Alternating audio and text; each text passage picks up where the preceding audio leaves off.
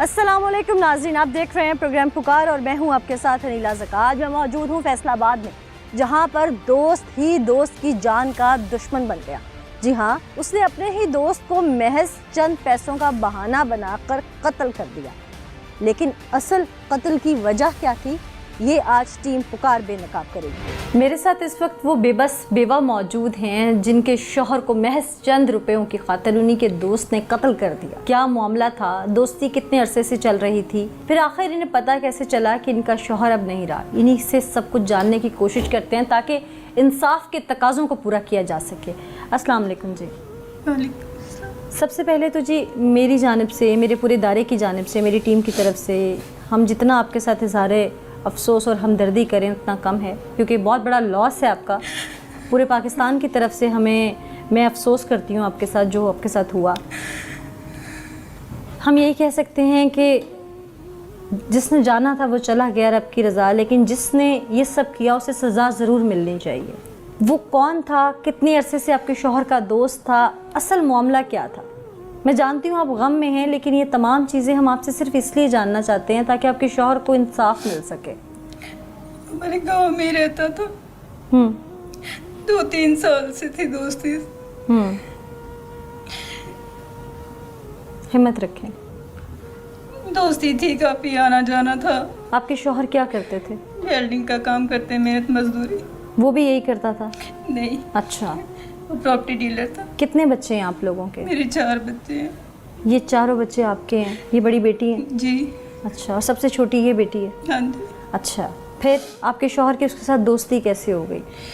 गांव में शुरू से रहने वाले थे, ये भी वो भी दोनों इकट्ठे उधर ही रहते थे।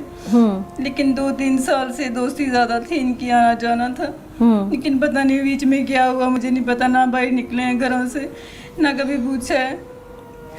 कोई कमेटी वगैरह डाली हुई थी, क्या मामला था? ये मुझे नहीं पता। हम मेहनत मजदूरी करने वाले बंदे हैं। पैसों का लेन देन था ना आपके शौहर का उसके साथ? मेरे मियाँ को पता था क्या था क्या नहीं था उसके साथ, मुझे नहीं कुछ भी पता। जो बीवी होती है ना, वो अपने शौहर का राइट हैंड भी होती है, और बीवी बेशक घर में भी रहती हो, लेकिन उसे मुझे कभी घर से बाहर नहीं जाने लेकिन उसे ना कभी कभी वाइब्स ज़रूर आती हैं कि मेरे शौहर जिनके साथ उठ बैठ रहे हैं वो गलत भी हो सकते हैं। कभी आपको महसूस हुआ?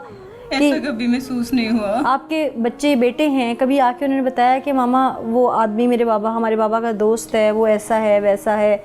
या आपके शौहर की कभी कोई लड़ाई या कोई परेशानी आपको महसूस हुई हो कभी? नहीं, ऐसा कुछ नहीं महसूस हुआ हम लोगों को। अक्सर बाहर आके बैठ जाते थे गली में, लेकिन कुछ महसूस नहीं हुआ। कुछ बेदर्द इंसान ने ऐसा करना था हमारे साथ। मेरे बच्चों को रोड पे ले आया गलियों में। मेरे बच्चे रुल रहे हैं। 8 दिनों में मैं आने वाली जिंदगी में क्या करूंगी? क्या हुआ उस दिन अचानक से? आपके शौहर घर से क्या क्या के निकले और फिर क्या हुआ? 11:30 बजे मेरे साथ दवाई लेने के लिए गए थे। उसके बाद वापस आके 12 बजे तकरीबन वो काम पे चले गए। वो फिर 2 बजे घर वापस आए। वो मशीन कोई लेनी थी, उन्होंने घर से वो लेके चले गए। फिर मैंने उनसे आवाज़ दी, वो कहने लगे कि मैं अच्छा आता हूँ, मैं लेट हो रहा हूँ, मैं जा रहा हूँ, मैं फिर आ जाऊँगी शाम को। शायद मैं लेट ही आऊँगी, लेट जा रहा हूँ। सुबह 8 से शाम 8 बजे की ड्यूटी थी। लेकिन उस दिन 2 बजे घर से गए, इसलिए कह रहे थे कि शायद लेट आऊँ। लेकिन शाम बच्चों को कह गए कि मैं तुम्हारे लिए केक और पिज़्ज़ा वगैरह लेके आता हूँ, लेकिन मेरे बच्चे अभी तक इंतज़ार कर रहे हैं। उनके पापा अभी तक उनके लिए कुछ लेके नहीं आ रहे। मेरी बेटी रोज़ पूछती है, मम्मा पापा किधर है, केक नहीं लेके आए अभी तक। मैं अपने बच्चों को क्या जवाब दूँ, क्या कहूँ, किधर गए हैं पापा? आपको पता कैसे चला फिर? 2-3 दिन ढूंढते रहे, वो 7 दरिंदा भी ढूंढता रहा। अच्छा, वो साथ ही था। वो मैं आपने फ़ोन ट्राई किया अपने हस्बैंड का? फ़ोन मुसलसल बंद ही था। अच्छा। तकरीबन शाम 6 बजे से अच्छा। फ़ोन उनका बंद ही था। फिर? फ़ोन किए जा रहे थे लेकिन फ़ोन नहीं ऑन हुआ उनका। आपने किसको इतला दी कि हस्बैंड घर नहीं आए? मैं सेपरेट रहती हूँ ना। मैं फिर अपनी सासू माँ के पास गई। मैंने कहा अम्मी वसीम आए नहीं अभी तक, घर इधर ही आ गए हों, शायद इधर आके लेट गए हों। मैंने कहा शायद उधर ही लेट गए होंगे आके। सुबह सुबह नमाज पढ़ के मैं वहाँ गई तो मम्मी कह रहे नहीं इधर तो नहीं आया। वो मेरा देवर जाता है लाइट हॉस्पिटल। मैंने फिर उसे कहा कि जाते हुए पहले रास्ते में पता करो अपने भाई का कि वो अब रात को आए नहीं अभी तक काम से वापस। सुबह जो उधर पता करने के लिए गया तो उसने कहा कि वो तो कल शाम से ही चले गए हैं। फिर आप लोग 3 दिन ढूंढते रहे? 3 दिन ढूंढते रहे हैं। फिर सबने यही कहा कि उसका दोस्त है, उसके साथ बैठना उठना है, उससे पूछें शायद उसे पता हो। वो खुद साथ गया उसे ढूंढने के लिए। फिर उसने खुद ही बताया कि मैंने ऐसे किया, जुर्म कबूल कर लिया अपना। अब हमें इंसाफ चाहिए। हमें यार ये अपील है वज़ीर आलम उसके आगे कि हमें इंसाफ चाहिए। इंसाफ चाहिए। अल्लाह आपको सब्र दे, हिम्मत दे, ताकि आप अपने इन बच्चों को परवान चढ़ा सकें। आपके शौहर नहीं रहे, अब इनके लिए वालिद भी आप हैं और वालदा भी आप हैं। आपने जो भी आपकी इद्दत का वक्त है उसको मुकम्मल करने के बाद आपने इनका बाप भी बनना है, हिम्मत करनी है। ये मासूम हैं बहुत ज़्यादा भी, इनके लिए तो आप हैं सब कुछ ना, ऐसे ही है ना। और आपने इंसाफ की जंग भी लड़नी है। यकीनन इस माशरे में बहुत मुश्किल होता है एक औरत के लिए। हम सब आपके साथ हैं, पुलिस आपके साथ है। तरक्की दे, लेकिन हमें इंसाफ चाहिए, मेरे कुछ नहीं चाहिए। मेरे तो बच्चे ये 8 दिनों में रुल गए हैं।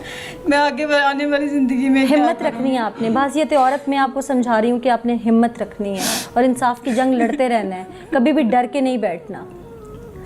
मेरे साथ इस वक्त अहले इलाका मौजूद हैं बड़ी तादाद में। उनसे जानते हैं कि असल मामला क्या था, मकतूल का लेन देन का ऐसा कौन सा मामला था जो कातिल को ये नौबत पेश आ गई कि उसने कत्ल करना ही आफियत जानी, या उसके दिमाग में कुछ और पनप रहा था। वो इलाके के लोग ही बता सकते हैं। अस्सलाम वालेकुम जी, कातिल किस किरदार का मालिक था?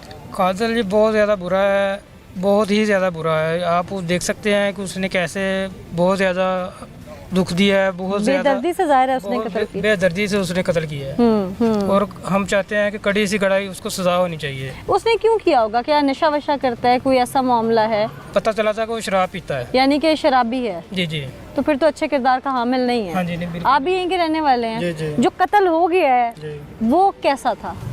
वसीम अख्तर, जी जी। वो एक अच्छा इंसान था। ये आपस में बहुत गहरे दोस्त थे। तो ये जिसने कत्ल किया ये कैसा था? ये तो बस बहुत ही, अगर हमको पहले पता होता या वसीम को समझाते भी इसके साथ ना, वो ये पता ही नहीं था भी, इतनी उम्मीद नहीं थी भी ये कुछ हो सकेगा हमारे साथ। 4 बच्चों का वसीम बाप था, इसने बहुत ही जुल्म बेदर्दी इसके साथ इसको मारा है। पहले भी क्या ये गुंडागर्दी करता है इलाके में? नहीं, लोगों हमको को इतना डराता है? नहीं, लेकिन इसका ये अभी हम बहुत डराता है, खौफ बहुत लोगों पे डालता है, अपना प्रेशर डालता है प्रेशर लोगों। डालता है। फैमिली वाले लोग बेचारे डरते थे, इधर उधर के पंगों में नहीं आना चाहते थे लोग। क्या होना चाहिए, आप क्या समझते हैं? इसको कड़ी से कड़ी सज़ा मिलनी चाहिए। हमारे बाले आला IG पंजाब से दरख्वास्त है, वज़ीर आला से भी इसको सज़ाए मौत होनी चाहिए। सजाए मौत होनी सज़ाए मौत होनी चाहिए। अस्सलाम वालेकुम जी, जो कत्ल हुआ है वसीम, क्या उसके घर के हालात बहुत बुरे थे जो वो कातिल से कर्ज वगैरह ले रहा था?